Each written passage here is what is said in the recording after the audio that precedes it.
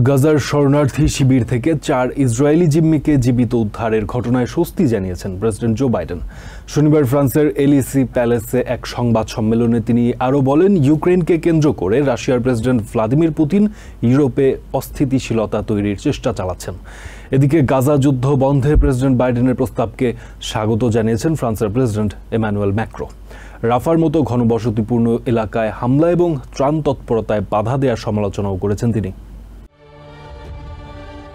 গাজা থেকে 4 ইসরায়েলি জিম্মিকে জীবিত উদ্ধারের ঘটনায় স্বস্তি ও তাদের স্বাগত জানিয়েছেন প্রেসিডেন্ট জো বাইডেন।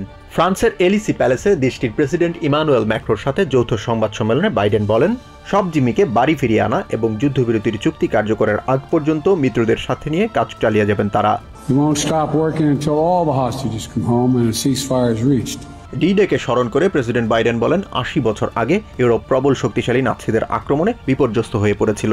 আমেরিকা এবং ইউরোপের ঐক্যে বিশ্ব নাৎসি মুক্ত হয়েছে বলেও জানান তিনি। ইউক্রেনকে কেন্দ্র করে রাশিয়ার প্রেসিডেন্ট ভ্লাদিমির পুতিন ইউরোপকে অস্থিতিশীল করতে চান উল্লেখ করে বাইডেন বলেন, ইউক্রেনের জন্য $225 মিলিয়ন সহায়তা প্যাকেজ ঘোষণা করা হয়েছে। কিয়েভের সার্বভৌমত্ব রক্ষায় ফ্রান্সের সাথে আমেরিকার সম্পর্ক আরও দৃঢ় হয়েছে বলেও উল্লেখ করেন বাইডেন।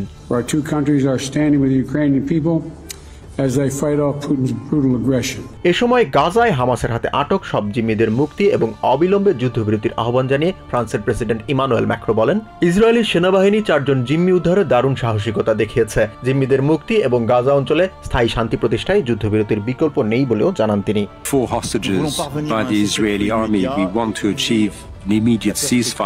গাজায় ইসরায়েলের হামলায় বিপুল সংখ্যক প্রাণহানির তীব্র সমালোচনা করেন ম্যাক্রো। তিনি বলেন, গাজার ত্রাণ তৎপরতা বন্ধ করে কোনো সমাধান সম্ভব নয়।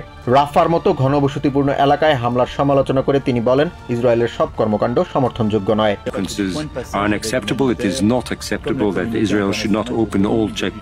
মধ্যপ্রাচ্যের শান্তি প্রতিষ্ঠায় ইরানের পারমাণবিক সামর্থ্য অন্যতম প্রধান অন্তরায় জানিয়ে ম্যাক্রো বলেন, মধ্যপ্রাচ্যের সংঘাত ছড়িয়ে পড়া ঠেকাতে ফ্রান্স কূটনৈতিক চেষ্টা চালিয়ে যাবে।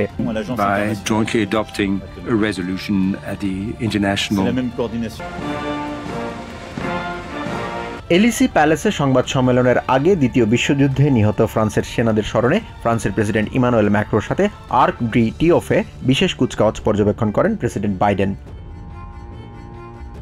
জাহান মিথুন, TVN 24 news desk. New York থেকে সম্প্রচারিত TVN 24 টেলিভিশন বিশ্বজুড়ে বাঙালির কণ্ঠস্বর।